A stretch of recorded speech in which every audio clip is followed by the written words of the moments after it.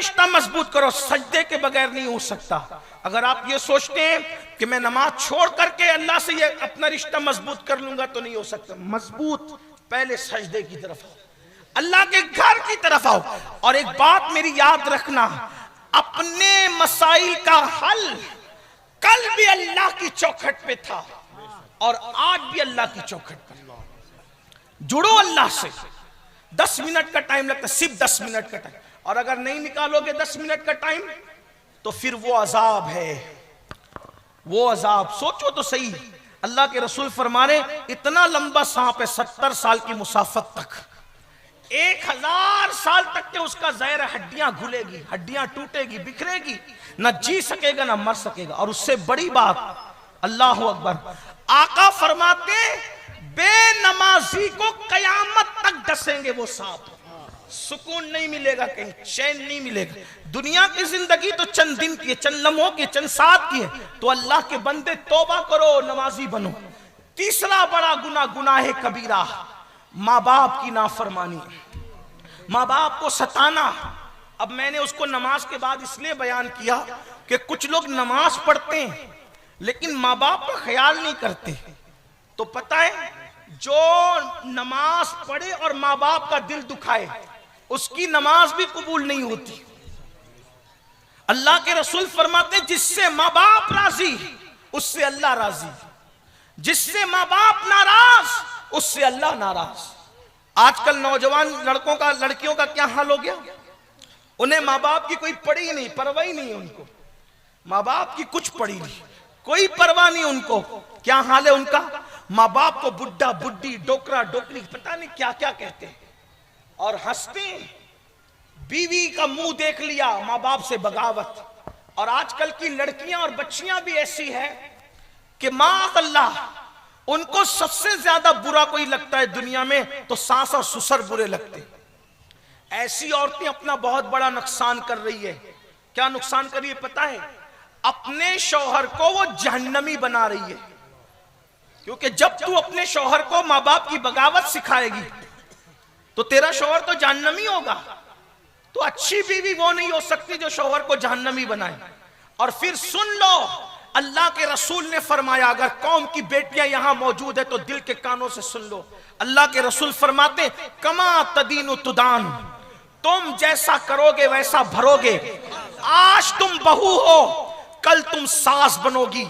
अगर आज तुमने अपनी सास और ससुर की मुखालफत की, जब तुम सास बनोगी तो तुम्हारी बहू भी आने वाली तुम्हारी मुखालफत करेगी। उस बुढ़ापे में, कांपते हुए हाथ में, कांपते हुए वजूद में, जब तुम लोगों से शिकायत करोगी कि मेरी बहू तो मुझे खाना नहीं देती, तकलीफ पहुंचाती है, मैंने कोई ऐसी औरत नहीं देखा जिसने सास की खिदमत की और उसकी बहू उससे बगावत कर रही हो। जिसने सास की खिदमत की और उसकी बहू से ऐसी कोई औरत मैंने नहीं देखा। हमेशा बहुएं उस वक्त बगावत करती है जब तुम अपनी सास से बगावत करती हो, क्योंकि ये अल्लाह का कानून है, अल्लाह का कानून है। अल्लाह अकबर। तुम अगर किसी को अजियत दोगे, तकलीफ दोगे, तो तुम्हारे आने वाले उससे ज्यादा तुम्हें तकलीफ देंगे। ये कोई इंसाफ है कि तुम्हारे सास ससुर ने, जो तुम्हारी सास है, जब तुमको लाया तो कितने एहतिमाम से लाया। मैं तो कहता हूं यार, सास से जितनी मोहब्बत होनी चाहिए उससे उतनी किसी से नहीं होनी चाहिए, जितना ससुर से होना चाहिए उससे कितनी। तो कहा वो क्यों? मैंने कहा जरा सोच, जब तेरी सास ससुर ने तुझे अपने घर लाए तो इतने एहतिमाम से लाए कि अपने पीर को भी इतनी शान से अपने घर नहीं लाते। जब तुझे लाना हुआ तो मंडप लगाया, शामियाना लगाया, इतना खाना किया, इतना निकाह का एहतिमाम किया, ऐसी बारात निकाली, शान से लाया तुझे घर। और जो अपने घर में इतनी शान से तुझे लाए तू उसी को अपने घर से निकाल दे, ये जुल्म नहीं है? और याद रखना, हजरते अबू मूसा अशअरी जिस वक्त यमन के काजी बनकर मदीने से यमन जा रहे थे तो अल्लाह के रसूल ने उनको नसीहत की थी, ए अबू मूसा, बल्कि अबू मूसा नहीं, हजरते मुआज इब्ने जबल, मुआज बिन जबल जब यमन के काजी बन के जा रहे थे तो अल्लाह के रसूल ने मुआज इब्ने जबल से कहा, ए मुआज, मजलूम की बद्दुआ से बचना, क्योंकि मजलूम की बद्दुआ और अल्लाह के दरमियान कोई पर्दा और हिजाब नहीं होता। तो मजलूम अगर कुत्ता हो तो उस पर जुल्म करने से भी अजाब आता है। मजलूम अगर चिड़िया हो उस पर जुल्म करने से भी अल्लाह का अजाब आता है। अगर सास ससुर को तुम मजलूम बना दो, माँ बाप को तुम मजलूम बना दो, उन पे जुल्म करो तो कितनी तबाही आएगी। इसलिए मैं नौजवानों से कहता हूं, कितनी बड़ी से बड़ी नेमत को खोना हो तो माँ बाप के लिए खो दो, मगर माँ बाप को मत खोना, क्योंकि माँ बाप ऐसी नेमत है कि एक मर्तबा खो दो तो दोबारा वो नेमत नहीं मिल सकती। दोस्त तो खो दो, दोस्त तो मिलेगा। बच्चे मर जाए, अल्लाह ना करे बच्चे फिर पैदा होंगे। इल्म चला जाए फिर हासिल होगा। दौलत खो दो फिर मिलेगी। बल्कि अगर इबादत भी खो जाए फिर इबादत मिल सकती है। लेकिन माँ बाप वो नेमत है, एक बार चली गई ना दोबारा नहीं मिल सकती। और जिसके दामन में माँ बाप की दुआ नहीं, वो दुनिया में कभी सुकून और चैन की जिंदगी नहीं गुजार सकता। माँ बाप की दुआ चोर को वली कुतुब बना दे, अब्दाल बना दे, और माँ बाप की बद्दुआ वलियों को भी विलायत से नीचे गिरा दे। आप क्या समझते हैं? बड़े बड़े वलियों की विलायत छिन गई माँ बाप की बद्दुआ से। हजरत फुज़ैल बिन अयाज वली बने। जब उनकी जिंदगी हमने पढ़ी तो कहा डाकू भी वली बनते हैं। तो उनकी मां की दुआ हमें नजर आई उनके पीछे कि जब वो डकैती करते थे तो उनकी मां दुआ करती थी, अल्लाह इसको सुधार दे। बिश्र हाफी पूरी पूरी रात बगदाद के मैखानों में शराब पीते हुए पड़े रहते थे।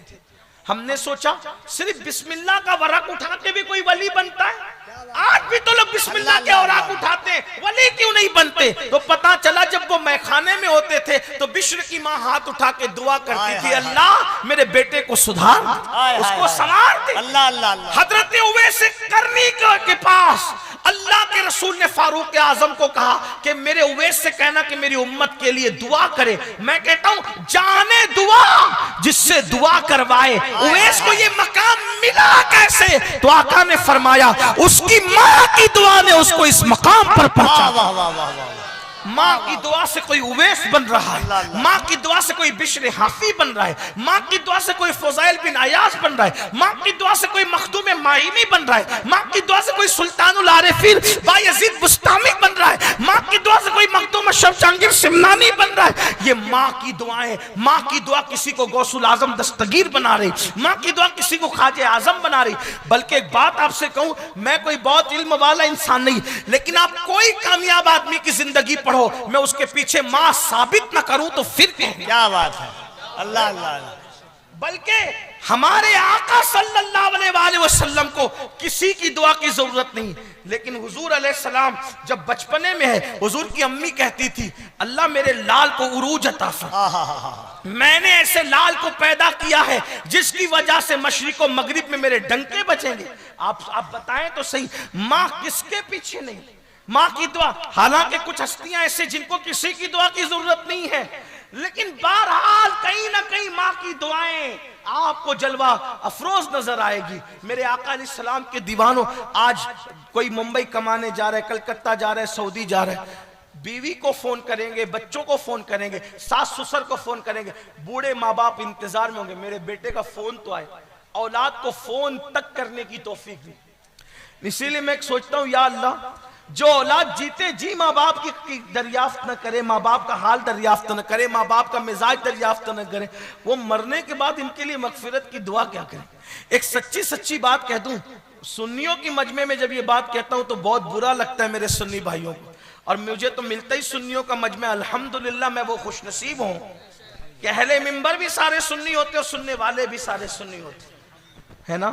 अभी जब आएंगे उलमा, जाएंगे उलमा, तो आप धक्कम धक्की, रेल पेल और एक दूसरे पे गिर पड़ोगे। क्यों? हजरत के हाथ चूमो, हजरत के, मैं कहता हूं हजरत के हाथ चूमो, बाद में पहले अपने माँ बाप के हाथ चूमो।